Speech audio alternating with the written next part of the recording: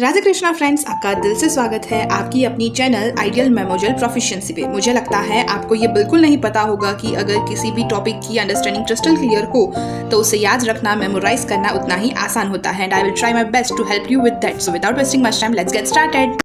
Hello and welcome back to the another video Hahnemann's direction for proper case taking aphorism number 82 से लेकर 104, जहां पर आज की वीडियो में हम करने वाले हैं the do's what can be done during the case taking process. Sorry for the delay of the videos, लेकिन अब वीडियोस जितना हो सके उतना रेगुलर लाऊंगी। I am not promising it, but I will try my best कि videos regular हो और हर रोज़ एक वीडियो तो अपलोड हो ही। केस टेकिंग तो मैं एटलीस्ट एंड तक पूरा का पूरा अपलोड कर दूंगी। एक के 10 में से पूरा रेडी है, सिर्फ इसमें से कुछ डूज डोंट और जो 3-4 वीडियोस बाकी है वो करके फिर एक महीने तक ऑर्गेनन का केस टेकिंग चलेगा, क्योंकि जो एक के 10 है उसमें से जो क्वेश्चन आंसर्स हैं वो बहुत ज़्यादा है और हमने एक वीडियो में एक क्वेश्चन आंसर को कवर अप किया है, तो वो चलेगा। साथ ही साथ I am trying to also cope up with the materia medica वाला पार्ट। तो बस सब्सक्राइब करते रहना, लाइक करना, शेयर करना, कमेंट करना, कमेंट्स में अपने रिव्यूज़ ज़रूर बताना और ऐसे ही मुझे सपोर्ट करते रहना। Thanks for the patience. अब आज के वीडियो को स्टार्ट करते हैं विदाउट वेस्टिंग मच टाइम। हम कर रहे हैं नागेंद्र बाबू में से केस टेकिंग, और हमने अब पिछले वीडियो में किया था ऑब्जेक्टिव ऑफ केस टेकिंग तक। आज हम ये टॉपिक करने वाले हैं, so let's get started. Hahnemann Sir's direction for proper case taking, which is mentioned in the aphorism number 82 to 104. Hahnemann Sir was the first to identify that in disease the person as a whole is suffering and not only his organs. तो Hahnemann Sir बताते हैं, या फिर वो ऐसे पहले इंसान थे ये आइडेंटिफाई करने वाले कि जो डिसीज है उसमें पूरा पर्सन है, person as a whole is a suffering, सिर्फ उसका कोई भी पर्टिकुलर ऑर्गन है वो सफ़र नहीं करता। First, in his medicine of experience in the year 1803, he described the method of inquiry of a sick man, and in the later edition of Organon, he developed the case-taking methodologies progressively. तो सबसे पहले Hahnemann sir ने ये बताया था कि person as a whole is suffering not only his organs, और सबसे पहले केस की इंक्वायरी कैसे करनी है, सिक मैन को क्या पूछना है, कैसे इंक्वायरी करनी है, उसके बारे में उन्होंने बताया था अपनी first book medicine of experience में 1803 में। और फिर उन्होंने लेटर एडिशंस जो ऑर्गेनन के हैं उसमें केस टेकिंग की मेथडोलॉजीज, यानी कि क्या मेथड से केस टेकिंग कर सकते हैं उसके बारे में बताया है, जिसमें से सारे डूज अलग एंड सारे डोंट्स अलग करके नागेंद्र बाबू में मेंशन किया गया है। तो आज के वीडियो में हम सिर्फ डूज पे फोकस करेंगे, उसी को कवर अप करेंगे। सो फर्स्ट पॉइंट है हमारा, always remember you are taking a case so that you can compare it with the materia medica later, so give much importance to the individualistic study of the patient. You are dealing with a human being, not a pathological specimen. तो इस point का मतलब ये है कि आप जब case ले रहे हो तो सबसे पहली बात जो आपको याद रखनी है वो ये है कि आपको केस को नोट डाउन करना है, ताकि आप बाद में जाकर मटीरिया मेडिका में उसको कंपेयर कर सको। और मटीरिया मेडिका में कंपेयर करना है, इसीलिए आपको ये भी याद रखना है कि इम्पॉर्टेंस है यहाँ पर इंडिविजुअलिस्टिक अप्रोच का, कि पेशेंट की इंडिविजुअलिस्टिक जो स्टडी है वो आपको करनी है, यानी कि PQRS सिम्टम्स है उसको फाइंड आउट करना है। ये भी याद रखना है कि आप एक ह्यूमन बीइंग के साथ डील कर रहे हो, कोई पैथोलॉजिकल स्पेसिमेन के साथ नहीं। फिर सेकेंड चीज़ है, always leave the patient at freedom, which is given in the aphorism number 84. When the patient is talking, listen to him carefully, do not interrupt him in between. The interruption will break the chain of the thoughts of the patient, and what the patient actually wanted to convey to you may not come out properly. The patient may forget to tell about some minor complaints which he wanted to. तो हमेशा patient को freedom में छोड़ देना चाहिए, which is mention in the aphorism number 84, यानी कि patient जब भी बात कर रहा है ध्यान से उसको सुनो, बीच में उसको टोका टाकी मत करो, ताकि अगर इंटरप्शन हुआ तो पेशेंट की चेन ब्रेक हो जाएगी थॉट्स की, और वो कुछ चीज़ें भूल भी सकता है। वो पहले जिस वे में आपको बताना चाहता था, हो सकता है उस वे में प्रॉपरली ढंग से आपको ना बता पाए, और हो सकता है कुछ छोटी छोटी बात जो पेशेंट याद करके आया था वो भूल जाए, जो वो आपको बताना चाहता था वो बता ना पाए आपके इंटरप्शन की वजह से। सो ध्यान में रखना ये पॉइंट को भी। अब next point, note down every detail told by the patient in details, यानी कि हर एक डिटेल जो पेशेंट बता रहा है उसको उतनी ही डिटेल में आपको लिखते जाना है। Note down the symptom of the patient in his own very expression. This expression helps us to understand the sensations of the patient. Request him to talk slowly so that you can make a note of them clearly. Leave space between one symptom to others so that you can fill it up later by asking the patient in detail about each symptom.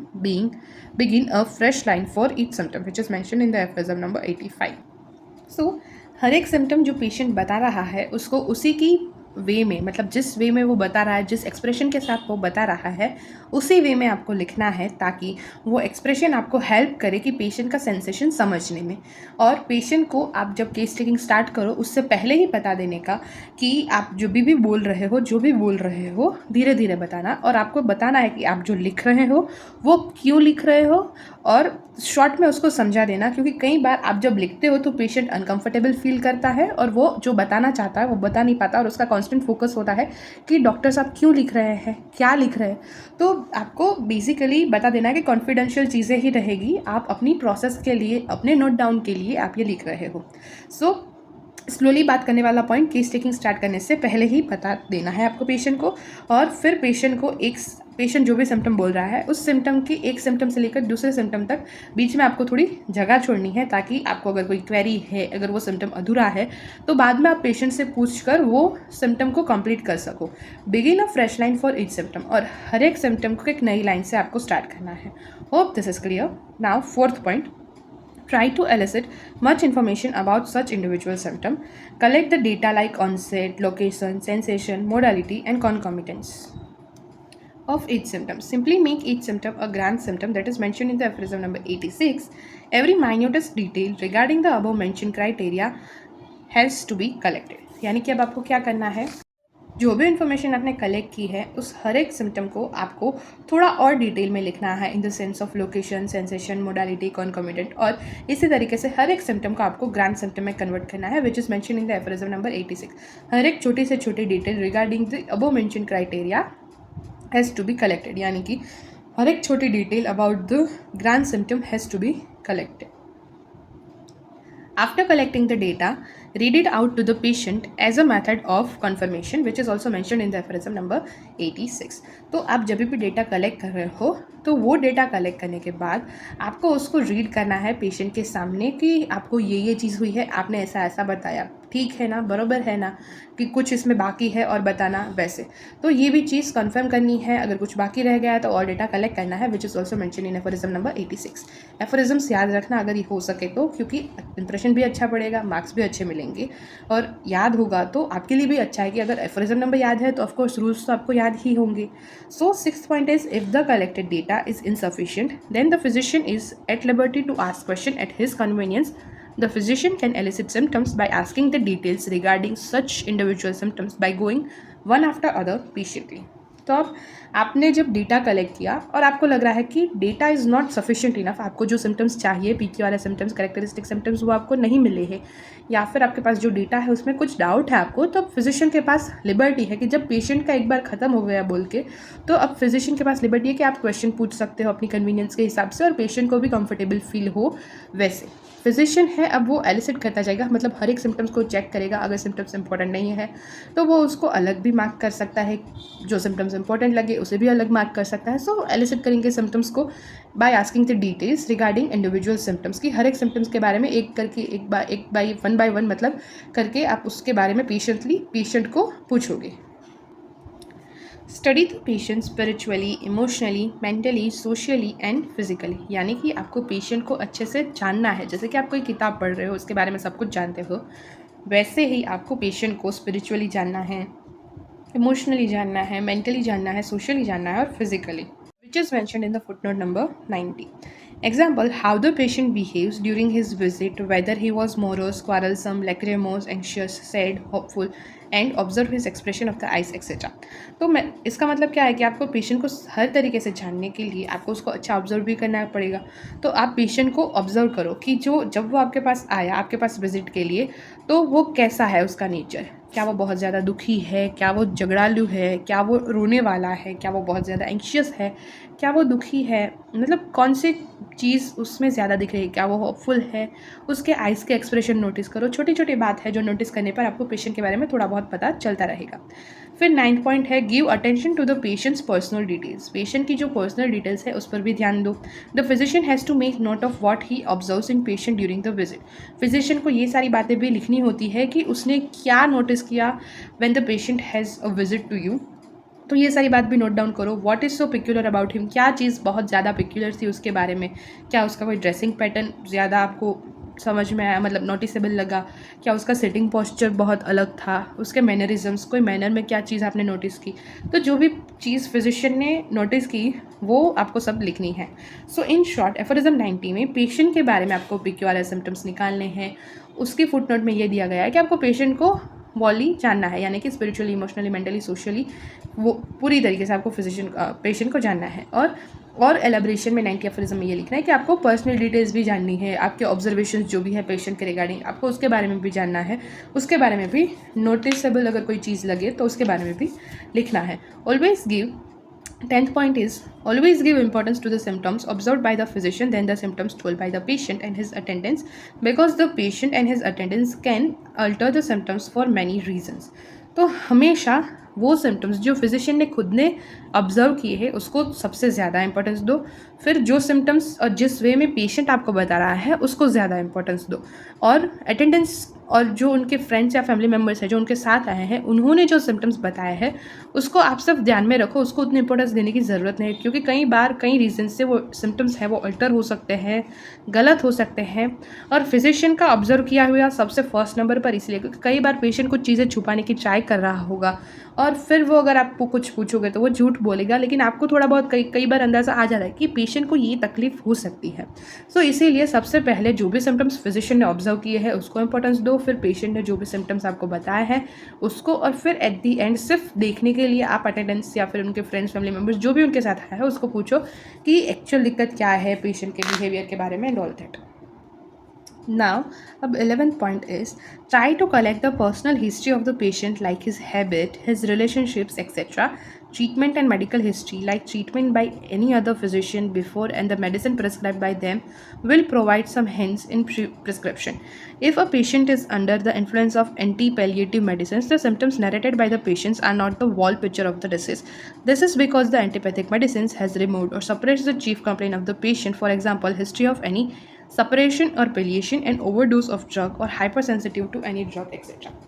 तो अब आपको क्या करना है कि 11 point में ये बताया गया है कि पेशेंट की जो भी पर्सनल हिस्ट्री है, जैसे कि उसकी हैबिट्स क्या है, उसके रिलेशनशिप्स क्या है, उसका ऑक्यूपेशन क्या है, उसकी रूटीन क्या है, ये सब चीज़ें जो पर्सन से रिलेटेड है, यानी कि उसकी जो पर्सनल हिस्ट्री है उसको जानने की कोशिश करो। फिर दूसरी बात बताई गई है कि ट्रीटमेंट और मेडिसिनल जो हिस्ट्री है, जैसे कि पेशेंट अगर आपके पास आया उससे पहले वो किसी और फिजिशियन के पास जाके आया है या फिर कोई मेडिसिन लेके आया है, तो उसके बारे में जितना हो सके उतना जानने की कोशिश करो। उस प्रिस्क्रिप्शन के बारे में अगर आपको कोई हिंट मिलती है तो आप उसके थ्रू जानने की कोशिश करो। जो एफोरिज्म नंबर 91 में बताया गया है कि अगर पेशेंट, ये सब जानने से आपको ये पता चलेगा कि अगर पेशेंट है वो किसी एंटीपैथिक पैलिएटिव मेडिसिन की एक्शन के अंडर में है, तो हो सकता है कि जो वो सिम्टम्स बता रहा है पेशेंट आपको वो true wall picture of the disease नहीं है, क्योंकि कुछ सिम्टम्स जो है वो हो सकता है एंटीपैथिक मेडिसिन ने रिमूव कर दिए हो, सप्रेस कर दिए हो या फिर पैलिएट कर दिए हो for what ever reason.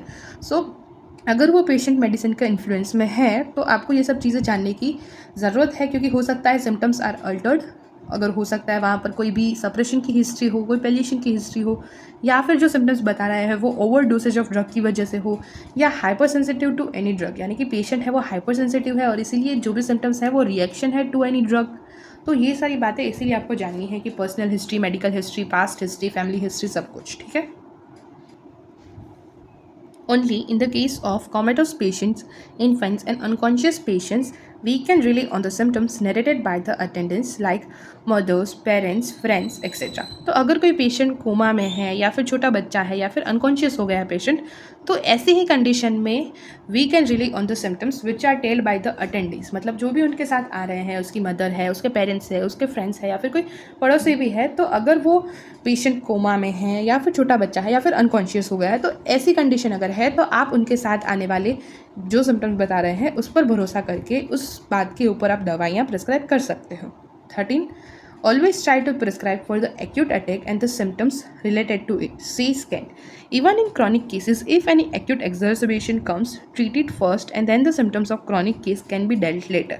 It is always easy to sketch the picture of acute attack. This is because of all the changes in the patient's body are very fresh in the memory of the patient. Even the physician can notice the symptom picture very easily. The symptoms of the disease are more prominent and easy expressible.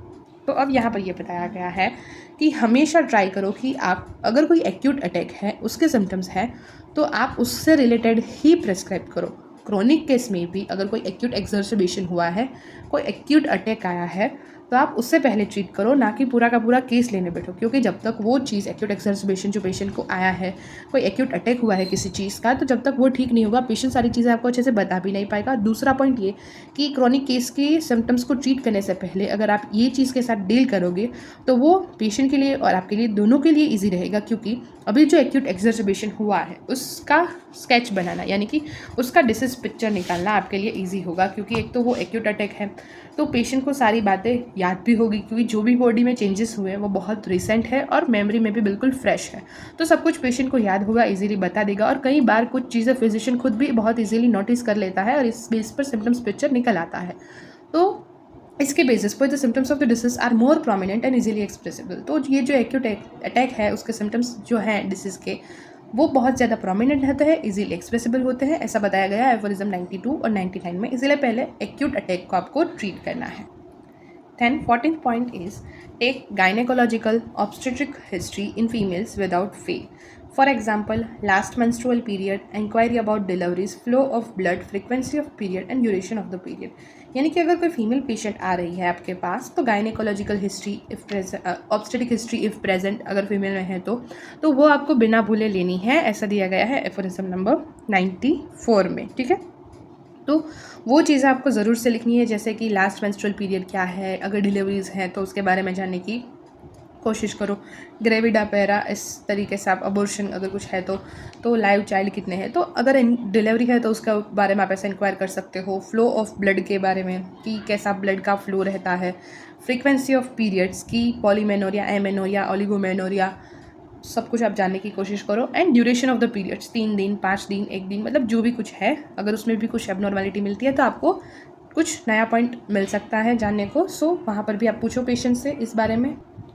फिर है always be alert from the hypochondriac and hyper sensitive patients. The hypochondriacs are the patients who exaggerate their symptoms in vivid colors. They think that the physician will prescribe a powerful medicine if they do so. Aphorism number 96. They may present their imaginary symptoms because they are much worried about the imaginary diseases. It was believed that these people have their symptoms in the abdomen, hence the name hypochondriac. So the other group is the hypersensitive patients. They exaggerate even minor problems as the great sufferings. They do so because they cannot bear even the slightest suffering, hence they explain the pain in a dramatic way. The hypochondriac presents imaginary symptoms, whereas the hypersensitive exaggerates even the minutest symptoms. The other group of people are called feigners, who falsely act as a sick in order to obtain some gain. So अब क्या करना है, आपको इस point को बहुत ही ध्यान से सुनना समझना है और इस पेशेंट को आइडेंटिफाई करने के लिए आपको नोटिस करना है, अलर्ट रहना है, ऑब्जर्वेशन अपनी हाई रखनी है। तो आपको अलर्ट रहना है हाइपोकॉन्ड्रियक और हाइपर सेंसिटिव पेशेंट के केसेस में। तो हाइपोकॉन्ड्रियक और हाइपर सेंसिटिव पेशेंट्स कैसे होते हैं? अगर पेशेंट हाइपोकॉन्ड्रियक है तो वो हमेशा अपने सिम्टम्स को एग्जाग्रेट करके विविड कलर्स में आपको बताएगा, यानी कि राय का पहाड़ बनाएगा। बहुत छोटी सी चीज़ होगी फिर भी उसको बहुत बड़ी बनाकर आपको बताएगा। वो ऐसा इसलिए करते हैं क्योंकि उसे ऐसा लगता है, उन्हें ऐसा लगता है कि अगर वो ऐसा करेंगे तो फिजिशियन जो है वो उनको पावरफुल मेडिसिन देंगे, जिससे उनकी जो भी प्रॉब्लम है वो जल्दी ठीक हो जाएगी, और इसीलिए वो ऐसा करते हैं। सो अगर ऐसा हुआ, ऐसा कोई पेशेंट आपके पास आता है तो कई बार वो बहुत ही ज़्यादा हाइपर कॉन्शियस होते हैं, अपनी हेल्थ को लेकर बहुत ही ज़्यादा चिंता में रहते हैं, और इसीलिए उनको ऐसा लगता है कि मुझे कुछ हो जाएगा तो, मुझे ये हो गया तो, मुझे वो हो गया तो। और कई बार इस चिंता में ही उनको लगता है कि उनको कोई इमेजिनरी डिसीज़ है, कि ये सिम्टम हुआ, गूगल किया, ओहो ये सिम्टम्स तो इस बीमारी के साथ रिलेट कर रहा है, अगर मुझे ये बीमारी हुई तो फिर उससे रिलेटेड सिम्टम सर्च करेगा। तो कई बार पेशेंट जो है वो आपके पास इमेजिनरी सिम्टम्स भी आपको बताएगा, क्योंकि वो बहुत ज़्यादा वरीड है अपनी इमेजिनरी डिसीज़ को लेकर। उसे ऐसा लगता है कि उसे ये डिसीज़ हो गई है और ये उसका शुरुआती सिम्टम है, तो कई बार वो एक्स्ट्रा सिम्टम्स भी बता देगा। तो आपको ध्यान में रखना है कि क्या पेशेंट सच बोल रहा है, क्या झूठ बोल रहा है, क्या बढ़ा चढ़ा कर बोल रहा है, या उनकी जो नॉर्मल वे ऑफ टॉकिंग है उससे आप पता लगा सकते हो। It was believe that the people have their symptoms in abdomen, hence name hypochondriac. जैसा कि हमें पता है कि एब्डोमेन के 9 क्वाड्रेंट्स है, तो ऐसा माना जाता है कि ये जो पेशेंट्स होते हैं उसको जो सिम्टम्स है वो एब्डोमेन में ही होते हैं, मतलब एब्डोमेन इन द सेंस कि जैसे हम बोलते हैं ना गट फीलिंग, तो वैसे इसीलिए ऐसे पेशेंट के सिम्टम्स उनके एब्डोमेन में होते हैं, तो इसीलिए ऐसे पेशेंट्स का नाम रख दिया हाइपोकॉन्ड्रियक पेशेंट्स। तो ये लॉजिक आप समझ पाए होंगे। So the other group is the hyper sensitive patients. तो हाइपर सेंसिटिव पेशेंट ऑलरेडी बहुत ज़्यादा सेंसिटिव होते हैं, इसीलिए exaggerate even minor problem as a great, इसीलिए वो छोटी से छोटी प्रॉब्लम को भी बहुत बड़ी दिक्कत के रूप में आपको बताएंगे, क्योंकि वो छोटी सी दिक्कत भी सहन नहीं कर पाते। They do so because they can not bear even the slightest suffering, hence they explain their pain in dramatic way, इसीलिए वो बहुत ड्रामा करके आपको उसका पेन समझाएंगे। तो जो हाइपोकॉन्ड्रियक पेशेंट्स हैं वो आपको इमेजिनरी सिम्टम्स बताएंगे, और जो हाइपर सेंसिटिव पेशेंट्स हैं वो हमेशा अपने छोटे से छोटे सिम्टम को भी बहुत ही ज़्यादा एक्सैगरेट करके बताएंगे। इसके अलावा जो अदर ग्रुप ऑफ पीपल है उनको बोलते हैं फेंगिनर्स, जो भी प्रोनाउंसिएशन है I am sorry for that. वो फेंगिनर्स मतलब कि ऐसे लोग जो अपने डिसीज से बहुत ज़्यादा थक हार गए हैं, कंटाल गए हैं, एग्जॉस्ट हो गए हैं, या फिर अपनी लाइफ से बहुत थक हार गए, कंटाल गए हैं। तो ऐसे पेशेंट्स जो होते हैं वो फॉल्सली एक्ट करते हैं एज अ सिक, ताकि वो कुछ अटेंशन गेन कर सके, उनके साथ कोई बात करे। तो ऐसे केसेस में आपको अलर्ट रहना है कि किस टाइप का पेशेंट आपके पास आया है और कितनी बातें वो सच बता रहा है। Also try to rule out the indolence. Indolence are those patients who do not explain their suffering properly, either due to false modesty or because of the dull and sluggish nature and weakness of the mind. That is also mentioned in the aphorism number 97. तो indolence भी एक type of patient है। indolence एक तरीके से जो लीजी people होते हैं या फिर जिनकी वीक मेमोरी ऐसे कुछ होता है उनको इंडोलेंस बोलते हैं। सो इंडोलेंस ऐसे टाइप के पेशेंट्स हैं जो या तो जितना फील कर रहे हैं, जितना सफ़र कर रहे हैं, उतना अच्छे से आपको एक्सप्रेस नहीं कर पा रहे हैं, तो वो अपनी सफरिंग्स को बहुत अच्छे से कभी भी बता नहीं पाते, या तो फॉल्स मॉडेस्टी की वजह से कि वो विनम्र होने का, सिंपल होने का मतलब ढोंग करते हैं, एक्चुअल में वो होते नहीं हैं। सो फॉल्स मॉडेस्टी की वजह से, या तो फिर सच में वो कोई डल पर्सन है, उनका नेचर स्लगिश है, लेजी नेचर है, या फिर तो माइंड में वीकनेस है, वो इतनी सारी चीज़ें याद ही नहीं रख पाते, इसीलिए वो इतना कुछ ज़्यादा डिटेल में बताते ही नहीं है। और इस चक्कर में भी कई बार नहीं बताते कि अगर बता दिया तो मुझे इसको और डिस्क्राइब करना पड़ेगा और समझाना पड़ेगा, अगर नहीं समझा तो फिजिशियन। तो इन सब बातों के चक्कर में जो इंडोलेंस पेशेंट्स होते हैं वो डिटेल में नहीं बताते अपनी सफरिंग को। फिर 17th पॉइंट है, write down every symptom told by the patient in his own language. सबसे पहले जब भी आप पेशेंट की कंप्लेंट लिखोगे तो पेशेंट की खुद की लैंग्वेज में ही आपको सारे सिम्टम्स को लिखना है। ऐसा क्यों? Because the very on expression of the patient should not change, क्योंकि जो पेशेंट ने एक्सप्रेस किया है वो चेंज नहीं होगा। क्योंकि आप अगर उसको इंग्लिश में ट्रांसलेट करके फिर लिखने जाओगे तो जो एक्चुअल पेशेंट ने एक्सप्रेस किया है वो उतना ईजीली आप इंग्लिश में ट्रांसलेट नहीं कर पाओगे। वो एक्सप्रेशन को आप अगर उतना अच्छे से ट्रांसफ़र नहीं कर पाए तो जो एक्चुअल एक्सप्रेशन है वो चेंज हो जाएगा। तो ऐसा ना हो, इसीलिए पहले जब भी आप सिम्टम्स लिख रहे हो तो पेशेंट के अपनी लैंग्वेज में लिखो, उनके एक्सप्रेशंस में ही लिखो, which is mentioned in the aphorism number 84। This indicates the subjective symptom of the patient which is very useful for the homeopathic prescription. और इसमें कुछ सिम्टम्स होते हैं जैसे कि सब्जेक्ट मीन्स पेशेंट खुद, तो उन जो सिम्टम्स वो खुद फील कर रहे हैं ऐसे सिम्टम्स को आप ऐसे सिम्टम्स हैं वो होम्योपैथिक प्रिस्क्रिप्शन में बहुत ज़्यादा हेल्पफुल होते हैं, और इसलिए अभी यहाँ पर पेशेंट की खुद की वे में, खुद के एक्सप्रेशन में लिखने का बताया गया है। फिर 18th point is listen to the patient carefully, neither give too much interest nor give too little. Patient को बहुत ही ध्यान से सुनो, ना तो बहुत ज़्यादा इंटरेस्ट लेकर सुनो कि आप लिखना ही भूल जाओ, आप भूल ही जाओ कि आप एक डॉक्टर हो। अगर कोई पेशेंट सास है और बहू की बुराई कर रही है तो आप वहाँ पर उनकी बुराई करने लगो, उस बहू है सास की बुराई करे, तो मतलब इतना इंडल्ज मत हो जाए ना कभी भी केस टेकिंग में। बहुत ध्यान से सुनो, लेकिन बहुत ज़्यादा इंटरेस्ट लेकर भी नहीं, और ऐसा भी ना लगे कि बिल्कुल इंटरेस्ट लिया बगैर ही सुन रहे हो। The patient neither should feel that he is talking to a wall nor should he feel that physician is making fun of it. Patient को कभी भी ऐसा नहीं लगना चाहिए कि वो एक दीवार से, एक मूर्ति से बात कर रहा है, या फिर फिजिशियन को कभी भी अपने पेशेंट का मजाक नहीं उड़ाना है। अगर इन दोनों में से कभी भी कोई भी चीज़ पेशेंट को फील हुई तो पेशेंट कभी भी फिजिशियन के साथ अच्छे से सारी चीज़ें शेयर नहीं कर पाएगा। So 19th point is friendly approach toward the patient is the key to success in homoeopathic practice. हमेशा फ्रेंडली अप्रोच रखो अपने पेशेंट के लिए।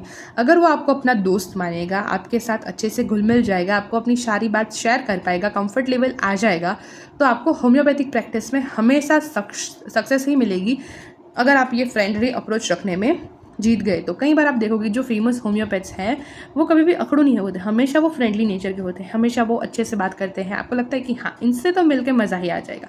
तो अगर फ्रेंडली अप्रोच रखोगे तो आपकी प्रैक्टिस उतनी ज़्यादा सक्सेसफुल होगी। इसीलिए have a friendly approach towards your patient. This removes the hesitation of the patient and helps in understanding the true personality of him.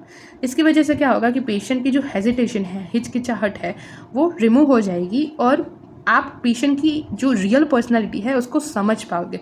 अगर पेशेंट अंदर से कुछ बुरा अपनी के कोई बैड हैबिट को लेकर कुछ बुरा भी फील कर रहा होगा, उसको ऐसा लगेगा कि दुनिया इस बात का उसका मजाक उड़ाएगी, तो वो चीज़ भी जब वो आपके पास शेयर कर पाए, इतनी फ्रेंडली आप अप्रोच रखो, तभी आप उसकी ट्रू पर्सनैलिटी जान पाओगे। Next point is the question we ask must be simple and easily understandable. जो भी क्वेश्चन हम पूछ रहे हैं उसमें कभी भी कोई भी मेडिकल टर्म का यूज़ मत करो। पेशेंट अगर नहीं समझेगा तो गलत आंसर देगा, तो हमेशा उसको सिंपल इजी अंडरस्टैंडेबल वे में ही क्वेश्चंस को पूछो ताकि पेशेंट इजीली और अच्छे से करेक्ट आंसर दे पाए। 21st point is some patients feel free in writing down their symptoms than expressing in front of the physician.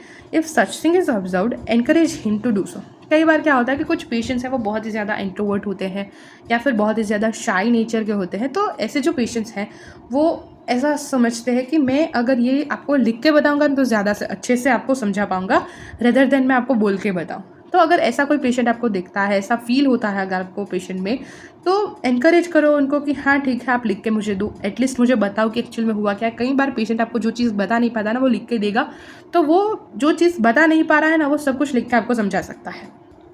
फिर नेक्स्ट पॉइंट है always maintain a record of symptoms for future references. Future reference के लिए हमेशा आपको record maintain करना है। And last point is try to collect all the symptoms the patient is having. सारे symptoms जो पेशेंट में हैं वो जितना भी डिस्क्राइब कर पाए उतने ज़्यादा से ज़्यादा सिम्टम्स को कलेक्ट करने की ट्राई करो। Doctor Garth Boericke says the more the symptoms the better will be the prescription. जितने ज़्यादा सिम्टम्स होंगे उतना अच्छा प्रिस्क्रिप्शन होगा। हो सकता है टोटलिटी में आप सारे सिम्टम्स में से 5-7 सिम्टम्स ही लो, लेकिन अगर आप मेडिसिन सिलेक्ट करोगे, चलिए आपको ग्रुप ऑफ रेमेडीज़ मिली 5-6, तो जब आप मेडिसिन कोई भी सिलेक्ट करोगे तो आप देखोगे कि क्या ये बाकी के जो मुझे लीस्ट इंपॉर्टेंट लगे थे वैसे 5-7 सिम्टम जो हैं वो, और जो इंपॉर्टेंट 5-7 सिम्टम है वो सारे सिम्टम्स को ये मेडिसिन कवर अप कर रही है।